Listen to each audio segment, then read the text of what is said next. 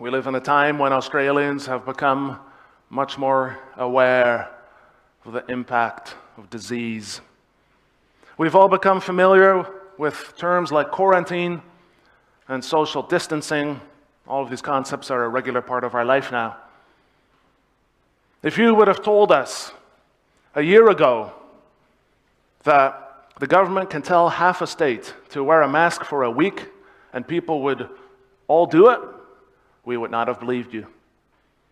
And yet that's the world that we live in now, life in the age of COVID. We've all become much more sensitive to concepts like social distancing and so on. And what makes all of this so interesting is the social dynamics that come with it. Australians have a strong sense of community. They're much less individualistic than, say, Americans, for example. And so people do not want to step out of line. People do not want to be the one person in the middle of a pandemic who's not wearing a mask when everyone else is. Now, we mentioned this to make us think about the mindset that comes with it, because the Jews in the days of Jesus were the same. They had a very strong sense of community, even stronger than Australians. Their sense of kinship was religious. After all, they were God's chosen people.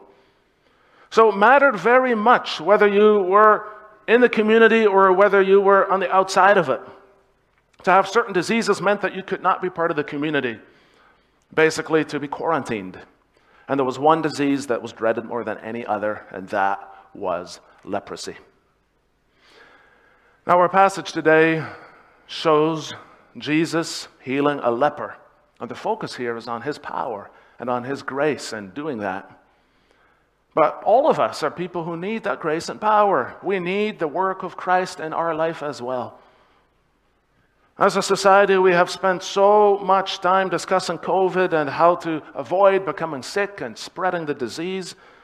But our greatest need for cleansing is not physical. Our greatest need for cleansing is spiritual. It is cleansing from sin. And we are much less aware of that, even though that need is so much greater. So that's what the Lord wants to teach us through this text this morning. And so I summarized the gospel for you this morning as I may preach it. In the healing of a leper, Jesus shows us our need for cleansing. And we'll focus on physical cleansing and spiritual cleansing. It's easy when you're young. You have everything going for you. You lose that sense of dependence on God.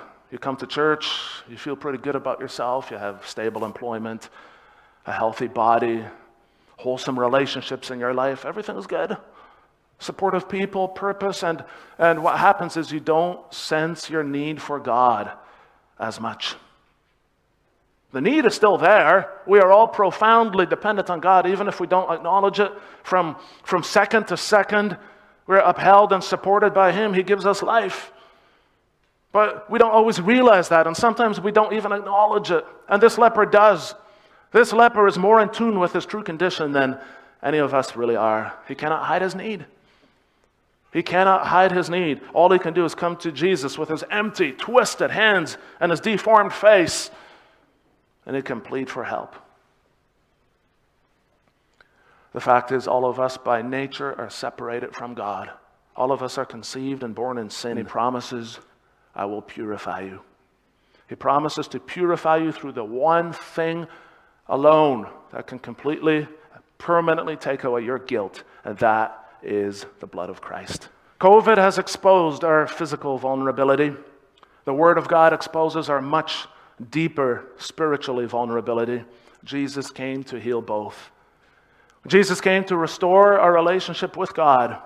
We have a great need of cleansing, and Jesus came into the world to do just that.